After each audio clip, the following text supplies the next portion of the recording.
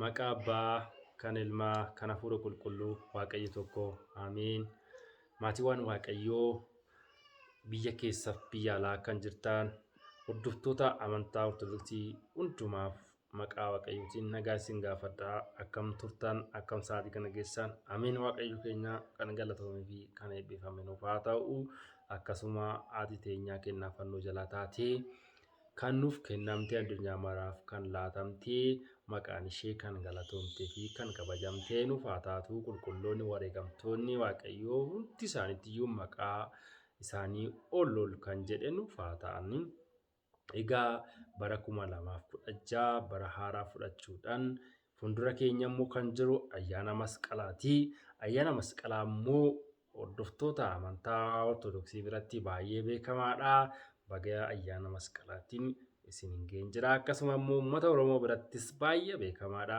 Oromoo koo yuutuubii koo sheer saabskiraayib gochuudhaan na bira dhaabbadhaa isiniin jedha. Egaa waa'ee masqalaa irratti seenaa ajaa'ibaa isinii qabadhee dhufeera. Isa immoo Waaqayyo hunda keenyaa waliin nu agarsiisuun jedha. Egaa seenaa mootitti Illeenii tokko waa'ee fannoo irratti akkamitti ilaalla kan jedhu daamara maaliif gaafa fulbaana 16 gubama kan jennu sababa isaatiin seenaa mootittii qulqulleettii Illeenii dubbachuu dandeenya jechuudha. Egaa mootittiin Illeenii dhaloota Kiristoos booda kan dhalatte bara 247tti dhalatte. Biyya isheen itti dhalatte immoo biyya Bitaaniyaa jedhamu. Yerusaalem irraa kiiloomeetira 5 qofa fagaattee kan argamtu magaalaa Bitaaniyaa jedhamti jechuudha. Egaa dhalattee isheenis gaafa hoorumaas geessu abbaa warraa Taarbiinoositti heerumtee isa waliin jiraachuu jalqabdee jedha. Gaafa abbaa warraaf haadha warraa waliin ta'anii waliin jiraachuu jalqaban yeroo sanitti namoonni baay'een daldalaa fi biyyoota fagoo deemanii daldalu turanii jedha. Biyyoota kanas gaafa deemanii daldalan waggaa hedduus turanii galu jechuudha. 3 waggaa 4 ta'anii karaa warra mana ofiitti galu jechuudha. Egaa akkasuma ta'ee Taarbiinoosii daldaluudhaaf gara biyya fagoo gaafa deemuuf ka'u haadha warraa isaa baay'ee jaalataa akkasuma wal kabajuu amantee walii ni qabu wal amanuu jechuudha. Egaa maatii Waaqayyoodhaa mootittiiIlleeniidhaaf gargaartuu ramadeefi jedha. Akka isheen aduu keessas qorra keessas akka isheen gadi hin baane gargaartuu isheedhaaf ramadee biyya fagoo daldaluuf ka'ee jedha. Hiriyoottan isaa waliin biyya fagoo gaafa deemee gaafa daldalanii waggaa 4 booda gara warraa isaatti deebi'anii gaafa daandiirra bu'an yeroo kana nuti rakkannee akkasitti dhibbannee aduuf qorraan daldallee bu'aa waliin qabannee gara haadha warraa keenyatti deebi'aa jirru kanatti garuu haati warraa keenya yeroo kanaa dhiira biraa bira baruu hin oolu jechuudhaan haadha warraa isaanii shakkan hiriyoottan Taarbiinoos jechuudha. Garuu immoo Taarbiinoosii haadha warraa isaa hin shakkine. Hiriyoottan isaatiin akkas jedhe, ani garuu gonkumaa kan isin jettan kana hin fudhadhu. Haati warraa koo anaaf amanamtuudha. Gonkumaa kana irratti sin raawwatu jechuudhaan hiriyoottan isaa barsiisuu jalqabee jedha. Egaa ati gowwaadha jedhan akkamitti dubartii amantaa? Akkamitti amanuu dandeesseefi?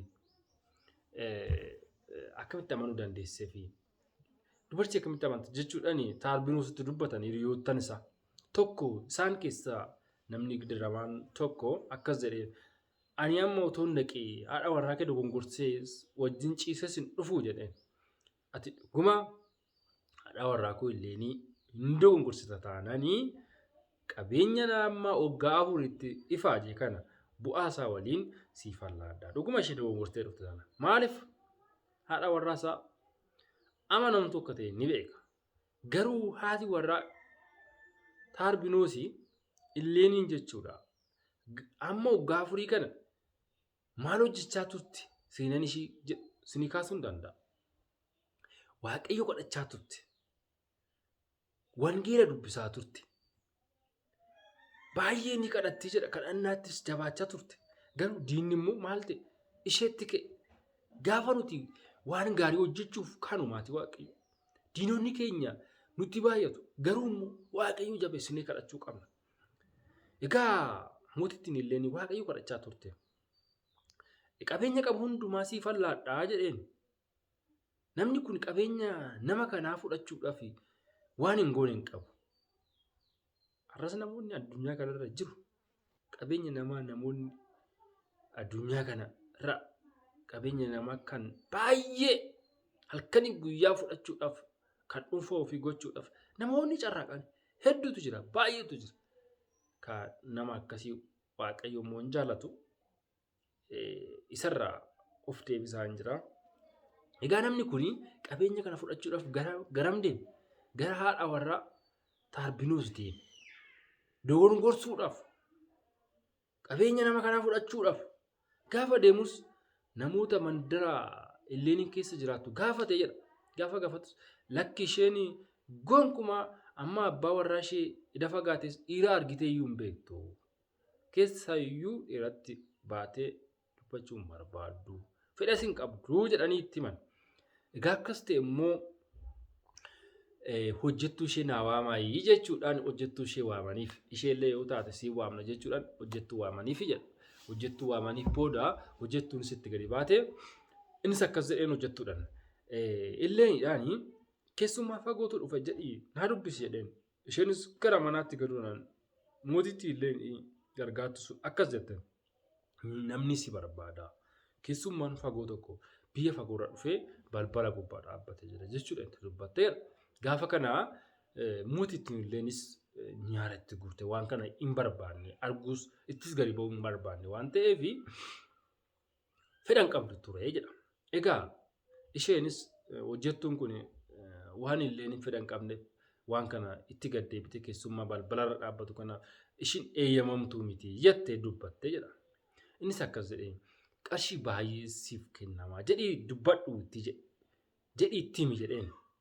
Gargaartuun kun si'a lammataafis deebitee mootitti illeenidhaafi akkas jette. Namni kun qarshii guddaa siifaan kenna jechaa jira. Balbalarra dhaabbatee jira jettee gaafa dubbattu illeen mootittiin illeen immoo qooda harkaa qabduun hojjettuu ishee kana rukuttee gadi baaste jedha. Isheen hojjettuun kunis gara namicha kana barri gubbaa dhaabbatu kanas itti deebite. Anumaayyuu natti dheekkamtee jirti waan kun hin danda'amu jettee itti dubbattee jedha. Innis immoo maal jedheen hojjettuu sanii namichi qarshii namaa fudhachuudhaaf baay'ee faaju kun mana naa baasii namni abbaan warraa ishee baay'ee ishee amanaa yoo ishee dogongorsitee dhuftee qabeenyaan qabu hundumaayyuu siifan kennanaan jedhe. Kanaafuu maal gochuu qabnaa jechuudhaan hojjettuu ishee waliin mari'atee jira. Yeroo kana immoo isheenis birrii kana yookaan immoo qabeenya kana qixa addaan baana jechuudhaan gaafa hojjettuu ishee kana mari'achiisu hojjettuun ishee kunis mala wayii tokko baasteefi jedha. Anis akkasan jedhaanii abbaan warraa kee dhufee ka'immoo nafas dhiqadhu urgooftutti dibadhu qophaa'e eegin jedhaan. Gaafa kana garuu immoo isheenis qophaa'uu dandeessi. Yeroo kana immoo kudhaama morma isheetti abbaa warraatii fi haati warraa qofa kan beektu morma illeen irra jira. Inni immoo eenyu beeka kudhaama kana? Abbaa warraa Tarbiinoos fi illeen qofatu beeka iccitii kana jechuudha. Gaafa kana isheen mormarraa ni qabdi ture. Kanaafuu isheenis gaafa nafa dhiqattu isa ofirraa baastee waan dhiqattu ani immoo siifan laadha jettee mala kana baasteef innis mala kanatti gammade. Gammadii Waaqayyoo. Namoonni baay'een qabeenya namaa guyyaaf nu fayyaduu danda'a, har'aaf nu fayyaduu danda'a. Garuu gaafa oolee bulee nu balleessuun isaa ifa jechuudha. Egaa jireenyi foonii har'aaf nu gammachiisa. Kanaafuu jireenyi lubbuufis kaachuu qabnaa jechuudha asumarratti. Egaa namni kuni hojjettuun kun gara haadha warraa Tarbiinoos ol deebite abbaan warraa kee dhufu ka'ii diddiqadhu urgooftus dibadhu qophaa'ee jetteen. Egaa isheen immoo dhuguma seetee dhuguma jechuudhaan duraanis sumatu na dhiqaa koottu kaa jechuudhaan akkasuma nafa dhiqachuuf qophoofte. gaafa nafa dhiqattu kudhaama morma isheetirra jiru tokko baasuudhaan hojjettuun tunis immoo dhiqxe. Gaafa dhiqxu mootitiin illeen kun kudhaama mormarraa kana baaftee gaafa dhiqattu achumatti raaffattee ol galte. Hojjettuun kunis immoo kudhaama kana baattee maal goote nama saniif dallaaraan darbitee jedha. Dallaaraan kennitee kudhaama kana. Kudhaama ofirraa fannoo gooftaa qabu kana dallaaraan darbitee kenniteef. Innis fudhatee gara abbaa warraa ishee Taarbiinoositti deebi'e. Akkas jedheen haati warraa kee yoomiyyuu hin dogongortu jechaa turte. Haati warraa koo kanan raawwattu irratti jechaa turte. Kinoo ani ishee wajjin ciisee dhufee inumaayyuu na jaalattee kudhaama ishee baastee mormarraa naaf kennite. Jedhee warra ta'e dubbii sobaatiin abbaa warraa isheetti dubbate. Argitanii maatii waaqa. Har'allee namoonni akkanaa kun addunyaa kana irratti baay'ee nu rakkisaa jiru. Namoota wal ficcisiisaa jiru. Sobni bal'achaa jiru. Namni akka har'aa kanas jiru. Garuu mootittiin illee immoo seenaa kana hin dalagne hin beektu ture jedha. Namni kun immoo maal na jaalattee kinoo kudhaama iyyuu naa kennite jedheen abbaa warraattis maal godhe? Kudhaama gaafa argu ni amane. Dubbii dhugaatitti fakkaata. Namoonni baay'een irraa dubbii sobaa dhugaatitti fakkeessan hin jiru. Baay'een isaanii ni jiru. Kanarraa deebi'aa. Kuni boruuf dabarsee boolla Si'oolitti isin gata. Kanarraa obboleewwan koo of qusadhaa. Egaa namni kun akkuma jecha isaa qabeenya koo hundumaa siifan kenna jedheen bu'aa waliin waggaa 4 kan itti carraaqa kenneef. Kan sobe sun kan sobaa waan hunda raawwate sun kan qabeenya namaa baay'ee fudhachuuf ka'u sun fudhatee deema. Taarbiinoos gara haadha warraa isaatti gale.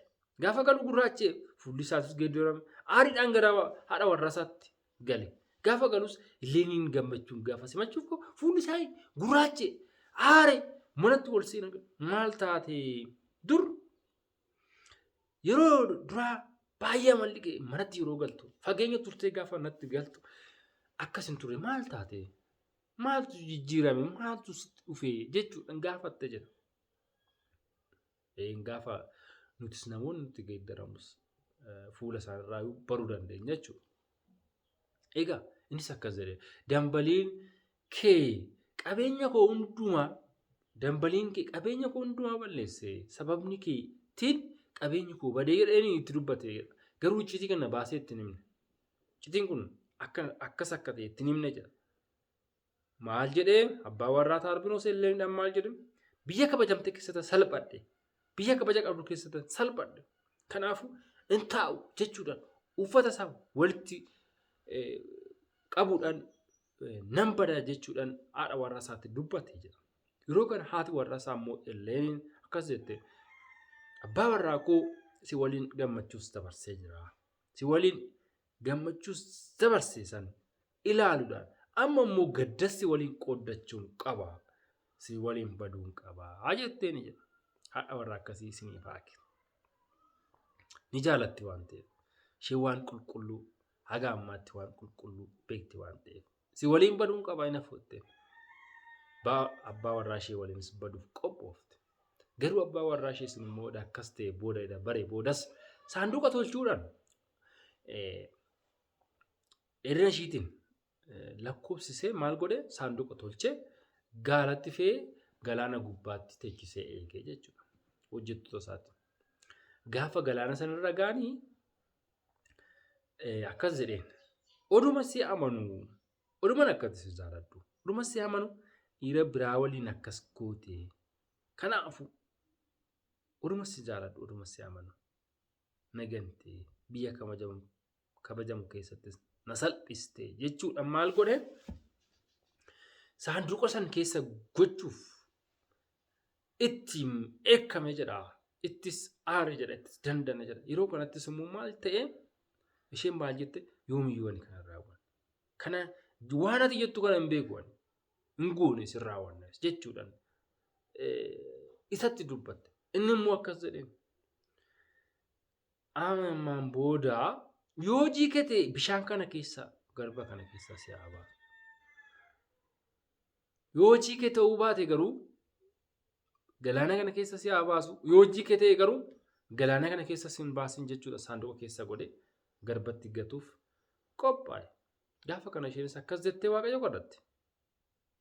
Yaa Waaqayyoo ati dhuguma galaana kana keessa yoo na baastee ta'e bakki fannoon keetti awwaalamee ture barbaada guddinaanis ta'u barbaadee nan arga jette Waaqayyoof wareegde. Waaqayyoof silatii godhatte. Kanaan boodas abbaa warraa ishee saanduqa keessa godhe galaanicha keessa buuse. Galaanichi fuudhee biyya Roomaanis hin baase. Argitanii?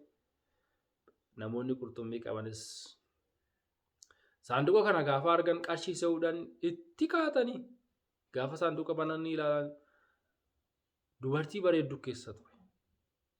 Isaanis anaaf fuudhaa irratti wal lolan. Illeen jechuun bareedduu jechuudha waan ta'eef. Baay'ee bareeddiidha. Akkasuma anaaf fuudhaa jedhanii waan irratti wal lolanii fi waan irratti waliin galleef maal godhan? Mootii Roomaniif kennan.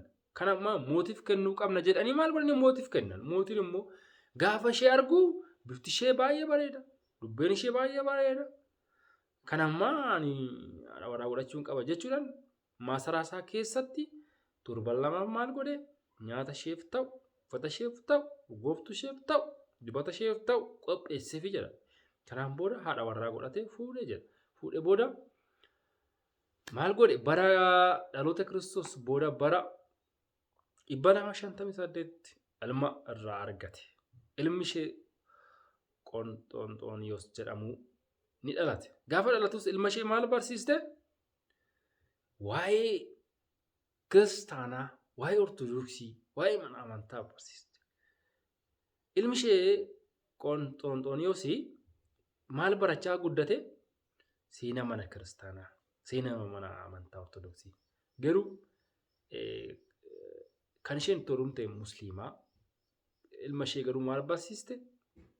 Waa'ee seera mana amantaa barsiistee guddiste jechuudha. Gaafa kana gaafa du'uu ilmi ishee ilmi mooticha sanii Roomaa qabatee innis Roomaa bulchuutti jalqabe jechuudha. Ilmi illeenis mooticha ta'ee mootii ta'ee akkasitti maaliif kun immoo namni waan gaarii hojjete waanuma gaarii argata akkuma jenne kana jechuudha. Isheen waan gaarii hojjette waan ta'eef waanuma gaarii argatte jechuudha. Gaafa bara 321 immoo ilmi ishee silaa mootiidha waan ta'eef gara Yerusaalem deemte jedha. Mootittiin illeen fannoo gooftaa Yesuus Kiristoos barbaacha. Gaafa barbaachaaf kaatu garuu bakka fannoon gooftaa Yesuus Kiristoos jiru hin beektu waan ta'eef namoota gaggaafachaa turte. Namoonni itti himan hin turre jedha. Garuu manguddoo tokko jedha. Manguddoo baay'ee lafa ture tokko argatte. Manguddoo abbaa Kiraakoos jedhamu tokko argatte. Fannoo gooftaa Yesuus Kiristoos eessa akka awwaalame gaafatte jedha. Innis immoo mallattoodhaan itti hime jedha.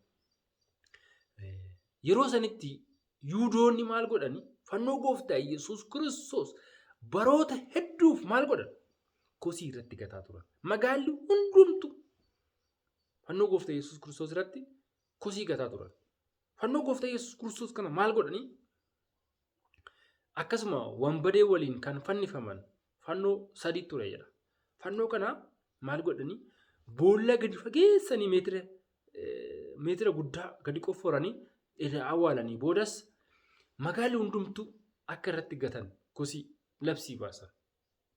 Yuudoonni yeroo sanitti jechuudha. Maaliif hinaaffadhaan gooftaa keenya Yesuus Kiristoos irratti fannisan. Fannoo isaallee nama fayyisuu danda'a jechuudha. Hammeenya irra caalu kana raawwatan. Fannoo dhiigni isaa irratti coobe kana. Inni fayyisuu danda'a waan jedhan. Raajii hedduu raajonni waan dubbataniif waan gurraa qabaniif fannoo gooftaa Yesuus Kiristoos maal godhan? Awwaalan. Waggoota 326 magaalli guutuun Yerusaalem maal godhanii kosii irratti gataa turan jechuudha. Waggaa 320 amma gaaraa gaggee jedha kosiin kun fannoo gooftaa Yesuus Kiristoos irra gaaraa 3 fakkeessanii kosii irratti gatan. Isaan keessaa abbaan Kiraakos maal jedhe? Harri kun 3 gaarreen kun 3 sadan keessa garuu kam jalaa akka jiru hin beeku waan ta'eef garuu sadan keessa tokko kan ta'edha. Kanaan ani beeku. Odeeffannoo akkasitti waan dhaga'eef isaan keessa tokkodha. Gaafa odeeffannoo kana mootittiin illee ni dhageessu manguddoo abbaa Kiraakos jedhamu kanarraa dhageesse. Gaafa dhageessus uummata Israa'el mootittiidha waan ta'eef uummata Israa'el ajaajuudha. Maal? Muka akka walitti guuraniif muka iddoo sanitti walitti qabsiistee jedha. Walitti guursistee booda abbootii amantaatiin kadhannaa taasiste. Gaafa fulbaana 16 abbootii mukoota kana walitti guursistee walitti qabsiistee boodas kadhannaa abbootiin taasiste booda kadhannaa abbootiitiin maal goote? Abidda itti qabsiiste. Abiddi kunis aarri kun abidda san keessaa daamaraa san keessaa bahuudhaan xiyyeeffannoo hojjechuudhaan gara samiitti bahuudhaan samiirra gad deebi'uudhaan doofannoon gooftaa keenya Yesuus Kiristoos ilma namaatiif irratti fannifame san iddoon itti awwaalamee ture irra dhaabbate jedha. Mallattoo kanaan badhe. Mallattoo kanaanis Waaqayyo galateeffatte. Fulbaana 17 qofforuu eegalte. Maggaabitii 10 fannoo gooftaa Yesuus Kiristoos qoffortee baasistee. Gaafa baasistuut fannoo 3 jira.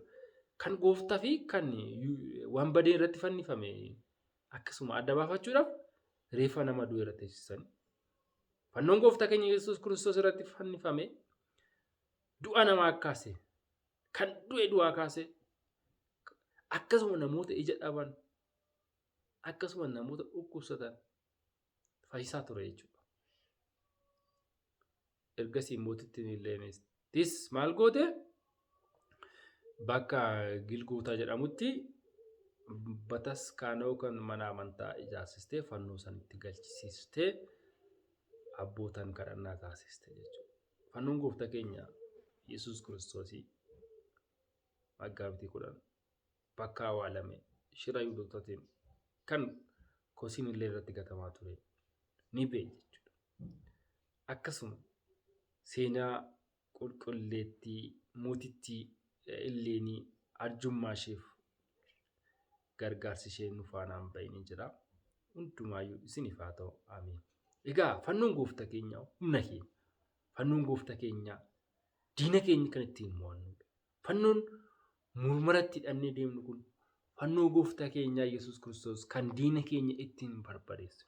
Kan diina keenya ittiin mo'annu. Jarroonnis waan kana waan beekaniif fannoo gooftaa Yesuus Kiristoos kan irratti fannifame dhiiga isaatti irratti dhangale waan ta'eef foon isaa irratti cite waan ta'eef ilmaan namaa nuti immoo ni fayyisa. Yihudoonni garuu ni ganu nuti garuu ni amanu isaafis ni saganu. Kanaaf isattis ni amanu. Fannoon humna keenya kan nu fayyisu. Diina keenya kan ittiin mo'annu fannoo gooftaa keenyaa Yesuus Kiristoos. Ameen. Hundi keenya fannoo keenyan ni fayyina ittis ni amana. Innis lubbuu keenya jenneen ni amana. Egaa maatii Waaqayyoo kan na dhaggeeffattaniif galanni guddaan isiniif haa ta'u. YouTube koo immoo like, share, subscribe godhaa ta'u na bira dhaabbadhaa ijoollee Oromoo galatooma.